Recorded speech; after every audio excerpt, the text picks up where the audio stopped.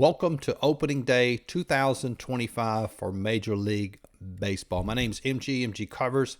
In this video, I'm going to give you all my lines for totals for opening day as well as sides. Greatly appreciate you tuning into this video. Appreciate tons of support we get from here. We just hit 3,000 subs. Also posted the winners on that last video as well.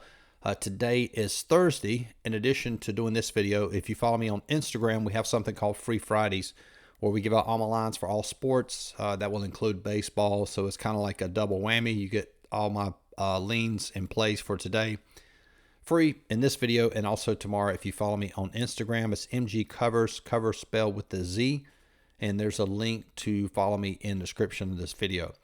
All right, before we actually dive into the lines, I want to disclose how we did with the preseason. Never done this before, but we actually wagered on preseason. I'll show you sides here. And super excited. Now, this was the same model we've used the last 2 years. Last year, the model was 34 units. It actually peaked at 53 units. And like an idiot, I kept wagering into September. Should have stopped wagering then. And when we talk about units, you hear me talk. This is basically the truth-seeking channel. We tell you the truth. When we're talking about units, we're talking about one play is graded as 1 unit. So a lot of times you'll see people online manipulate units and say they're up, 76 units or whatever for the weekend, but their average unit size might be 10 units. So it's fabricated, and they manipulate it to make it seem like they're better than they actually are.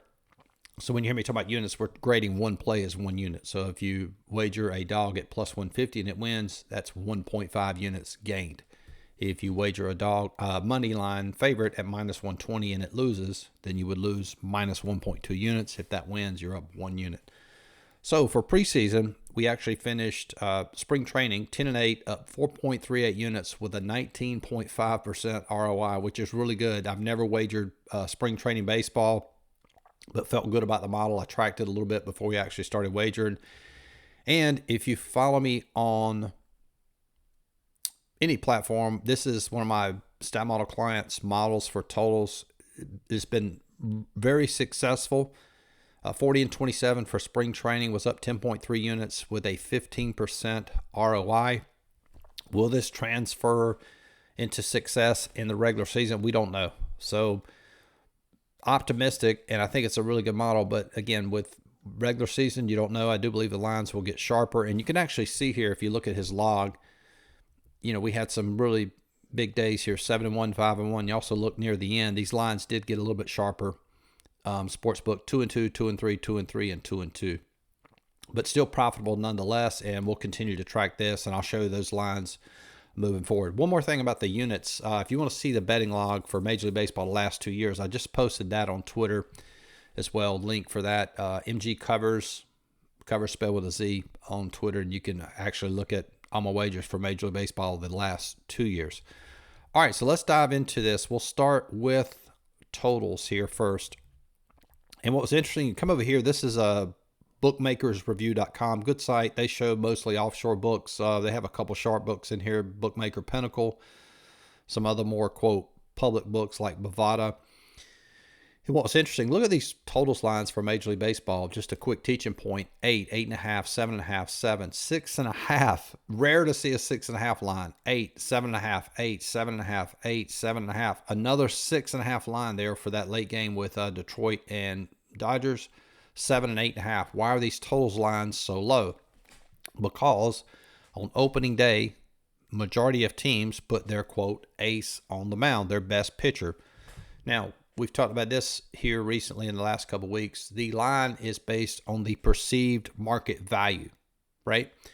Meaning the books will set the line on how these teams are perceived. And one thing you have to understand about baseball lists the pitchers every day, which I think is flawed to some degree, because what happens is it overvalues starting pitching. And in my opinion, starting pitching is extremely overvalued. Not saying it's not significant, not saying you should not factor it, but it's overvalued in terms of the line.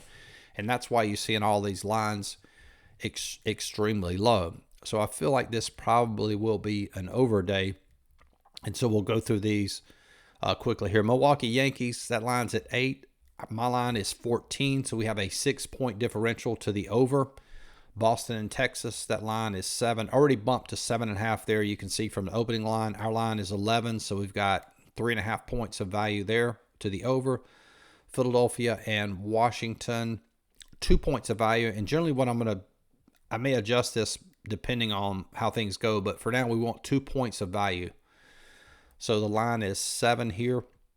Philadelphia and Washington, we have it at 9, so that would be a play on the over. Pittsburgh and Miami, 6.5. My line 7.7. No play there. Mets in Houston, the line is 8. My line 8.7. And we'll continue to scroll here. My bad. All right, Cleveland and KC. KC, really good team here in the spring training. We'll see if that transfers over to the regular season. That line 7.5. We have it at 11, so we're getting 3.5 points of value there to the over. Angels, White Sox, as well as Braves and San Diego, no value there. Next one, San Fran, pretty good team here in the preseason.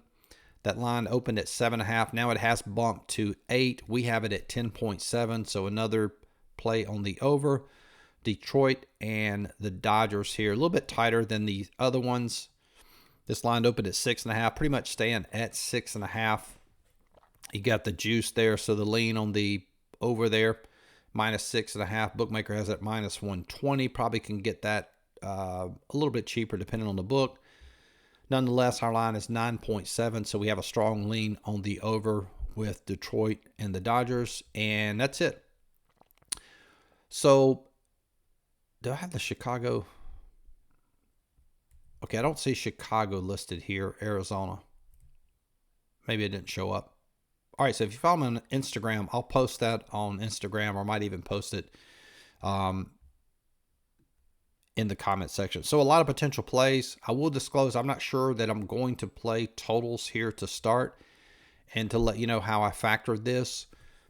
When I was tracking spring training, I used a smaller sample size. With this particular calculation, I used the entire spring training. I figured that was a more representative sample than to just use the most recent of spring training. So I took all of the spring training data and loaded that. And what I'm going to do here with this model is I'm going to slowly add in each day of the regular season. So we'll still use some spring training data and combine that with each day that we get new data for the regular season.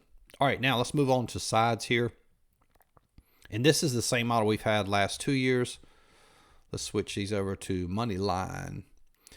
Okay, and what I did, you see, and I've talked about this before, this is basically the margin concept. So you don't really have to create a line to have a successful model. And what I mean by that is you find a stat that correlates to winning. The teams at the top of that model, if this model is good, should win at a higher percentage than teams at the bottom. So you have to experiment and find out what works best, what we've done in the past, and what we'll start. What we did in spring training, we just played the top 10 teams up to -150. And it would be a no play if another top 10 team was playing another top 10 team. So, for example, you can see here Milwaukee and the Yankees are playing each other. We have Milwaukee as the top team, Yankees coming in at 5th, so that would be a pass. Next one, Baltimore and Toronto. We have Toronto, I think 6, 8, 9, 10. Yep, 6th best team, so that would be a potential play. Already getting some positive line movement, open at +103, now moving to -110. Boston and Texas, same there. A little bit of line movement in our favor. Boston, we have, whoops, I thought they were in the top 10. They were a while. So that would be a pass. Philadelphia and Washington. Philadelphia -162 open, now down to -146. We still have Philadelphia as a top 10 team. And I will tell you, like any sport, for the most part, at the beginning of the season, line movement will not be as sharp as it will be later. So we really don't give any credibility to line movement this early in the season. But so a potential play with Philadelphia, Pittsburgh, and Miami, that would be a pass. Mets, Houston, and a pass. And then now that brings us to Kansas City. Again, had a really strong spring training, lined up at -133. A little bit of movement against them, not much. So we have KC as the number two team via the power ranking, so that would be a potential play. Pass on Angels and White Sox, as well as a pass on Atlanta, San Diego. Brings us to San Francisco and Cincinnati, playing an afternoon game there at 4:10. Webb on the mound starting for San Francisco. Line open at plus 113. Got some really good line movement already in favor of San Fran. We have San Fran as the number 3 team. Minnesota and St. Louis would be a pass. We move on down to Dodgers and Detroit. That would be a pass. Athletics, it'd be hard not to call them Oakland. Line actually moving in favor of Oakland. They finished the spring training season pretty strong, so interesting to see how they do there. We have Seattle as the number 10 team, but based on how I played this last year, this would be a no play. We're going to play up to minus 150. May incorporate some run lines. Generally, I didn't play it last year or the year before, so I'm just basing it on what I've had success with, but we'll track that. If you follow me, there's a client I call Alternate Line Dave. He plays a lot of alternate lines. I'm talking about like a -2 line, a -3 line, and has been successful with that. He generally averages right at 50%. I think some seasons it's below that. So hopefully we might have a video on how to play alternate lines in baseball, but the way I'm capping it currently, that would be a no play. And then finally, Arizona and Chicago Cubs out on the West Coast in Arizona. Cubs, we have them as the number 4 team and getting some really good line movement in favor of Chicago. Opened at plus 133 all the way down to plus 114. So those are the plays for today. If you want access to all these lines for the entire baseball season, as well as all my other sports, you can get access very inexpensive to join the service, $50 a month. There's a link to join the description. If you want everything I just mentioned, in addition to all my plays, $100 a month. And the best value is to join for a year. Instead of paying $100 a month, you can pay $4.99 one time. You save about $600. And for that, you get access to all my coaching videos on the site, which is right at 200 coaching videos that are not on YouTube, as well as access to all my power rankings, all my plays for 1 year. That's the best value. Good luck opening day, and we'll talk to you later in the week. Peace.